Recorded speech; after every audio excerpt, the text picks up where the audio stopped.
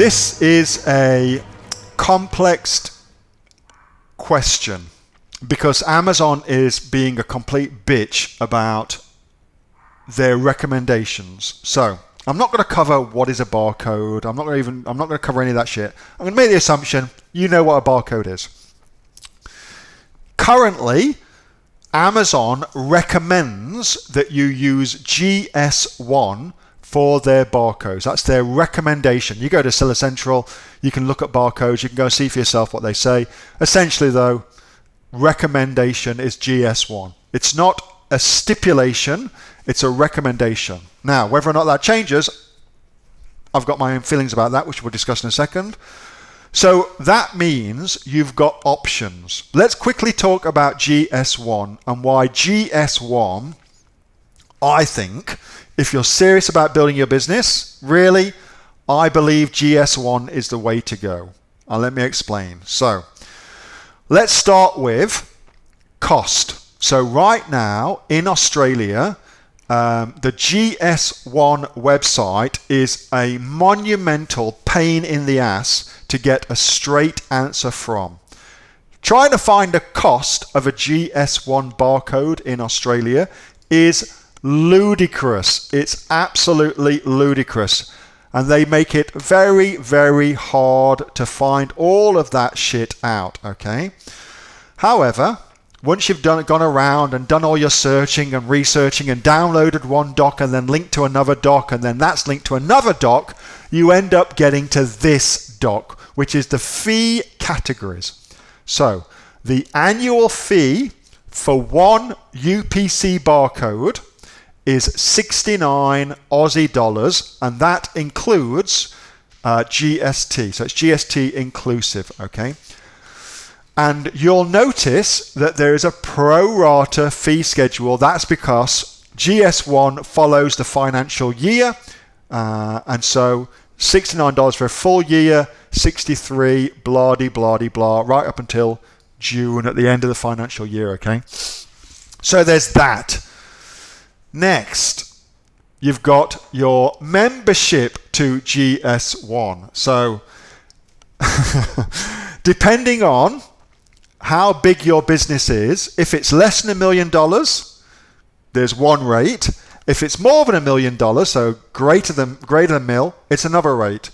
Currently though, your joining fee for less than $1 million is $175. So it's $175 plus $69 for that, all right? So that's kind of messed up. Or you can get an annual fee where you join up as a full paying member and you pay just under $700 and that gives you unlimited barcodes. So there's that. So it ain't cheap, I guess, is the bottom line. A GS1 barcode is not cheap, especially when you consider you can use a company like Nationwide Barcodes and buy a barcode for $10 and have it for life. GS1 barcodes, you effectively hire them from GS1. Whereas a Nationwide barcode, you purchase it, it's a one-time cost. GS1, yearly subscription, Nationwide, one-time fee, all right? Now, here's where the problems come in. More and more, you need to be brand registered on Amazon. More and more, because they have made it, they have made the option of not being brand registered disadvantageous now. So you actually are at a disadvantage by not being brand registered on Amazon. Because you don't get access to certain tools, you don't get access to certain reports, you don't get access to certain ways that you can lay out your listing, etc., etc., etc. So, why am I mentioning this? Well, if you read what they say on the Nationwide Barcode website, they very, very clearly say, do not buy a Nationwide Barcode if you're thinking of becoming brand registered. So they clearly say that on the Nationwide Barcode website. It's also on the Speedy Barcodes website. It's on most of them now, all the legitimate ones anyway. So there's that. So why a GS1 barcode? Why a GS1 barcode? Pretty simple.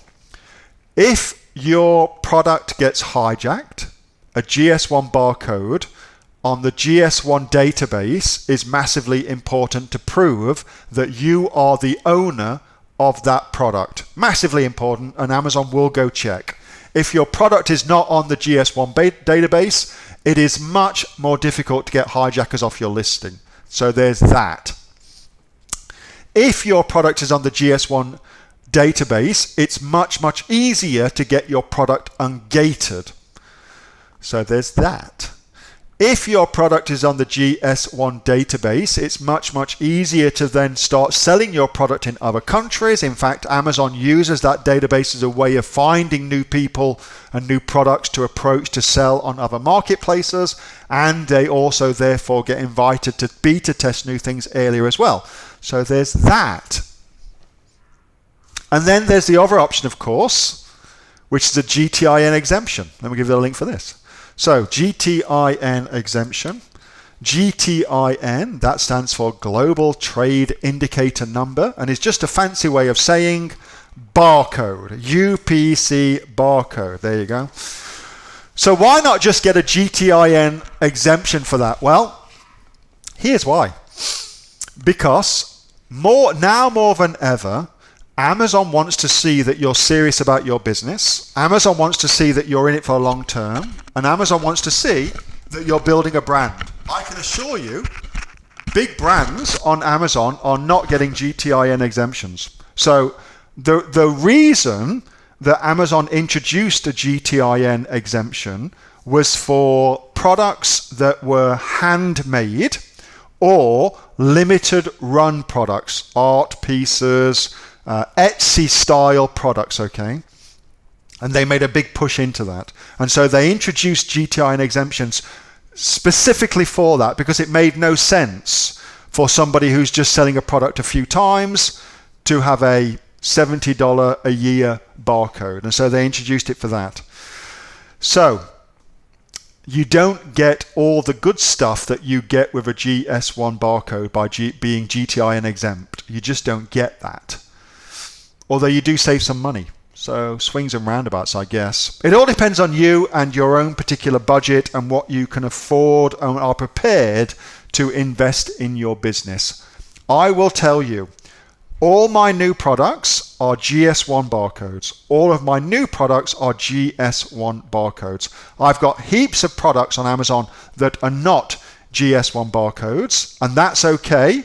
There's no problems there, but all of the new products that I put on, I get a GS1 barcode. That's what I'm doing. You'll have to kind of pays your money and takes your choice. Remember, if you want to get a trademark, you want to get brand registered, you need a GS1 barcode. That's what you'll need to do. You want to sell in another country, you want to have no problems with that, you'll need a GS1 barcode. Why not just do it from the start? It doesn't make any sense. It doesn't make any sense to me. Okay. For testing products, no problem at all. Get something cheap. For product you're going to go long term with, get a GS1 barcode. Hey, thanks so much for watching that video, and I hope that you got some massive value from it. Before you go, do you live in Australia? If you do, this is for you. Would you like to learn how to sell things on Amazon here in Australia? Would you like to know what sells really well and what sells for the maximum amount of profit?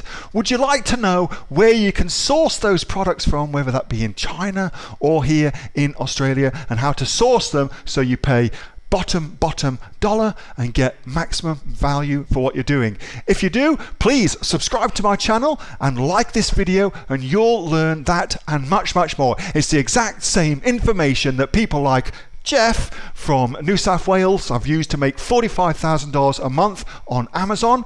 that Sue, who's from the sunny coast, has used to purchase herself a brand spankly BMW every single year as a result of her e-commerce business, and the lovely Kate from Bowral in New South Wales has used to make $32,000 a year on, a month, not a year, a month on Amazon, and indeed Anthony, who makes $15,000 a month on Amazon, selling, as he puts it, odds and sods. If you'd like to learn the exact same information that they use to maximize their profits for their Amazon businesses, subscribe to this video, like my channel, post below if you want me to teach you something. Okay, I'm out of here. Speak to you soon. Bye. Subscribe.